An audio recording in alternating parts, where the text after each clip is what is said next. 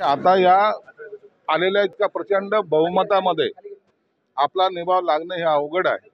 निवडणुकीच्या काळामध्ये ज्यांनी असं सांगितलं होतं की बर्फाच्या लादीवर झोपू, आता त्यांना त्याची जाणीव झाली असेल की आता टाइम आपला आहे, म्हणून जर आपण जर चांगल्या पद्धतीने जर यांना सहकार्य केलं नाही तर कदाचित आपल्यावर असलेल्या इन्क्वायऱ्या पुन्हा बाहेर येतील। जिल्हा नियोजन अहो ते त्यांचा आपसातला मामला आहे। आघाडी राहिली कुठं?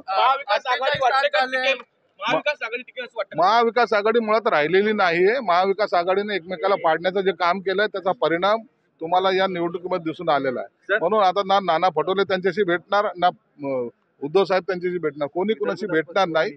वेगळ्या चेहऱ्याकडे त्यांचे झालेले माना झालेले आहेत आणि शरद पवार साहेब कधी काय निर्णय घेतील हे अधिवेशनाच्या नंतर किंवा त्याच्या आधीच तुम्हाला कळेल। विधान परिषद सभापती नियोजन समिती, औरंगाबाद जिल्हा नियोजन समिती, संभाजीनगर जिल्हा नियोजन समितीमध्ये तुमच्या माध्यमातून जे काय त्याची पुनर्रचना केली जाण्यासंदर्भात तुम्ही निर्णय घेताय आणि तुम्ही ज्या गुन्हेगारी मोडण्याचं उत्तर दिलं, तुम्ही सिल्लोड मधनं सुरुवात करणार आहात तर तुम्ही गावाचा उल्लेख नाही केला।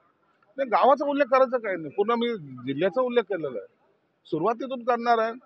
सर्व ठिकाणी जे असेल त्या ठिकाणचं आपण मी ठामपणे सांगतो, गुंडगिरी मी चालू देणार नाही म्हणजे नाही।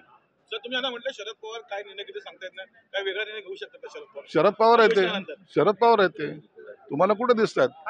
सुप्रियाताई बोलताना दिसते का? सुप्रियाताई बोलताना दिसते कुठे? त्यांचे कोणी आणखीन प्रवक्ते कधी बोलताना दिसतात? त्याचा अर्थ समजून घ्या। जेव्हा ते सर्वजण शांत असतात त्या टायमाला समजायचं की एक वादळ आता निर्माण होणार आहे।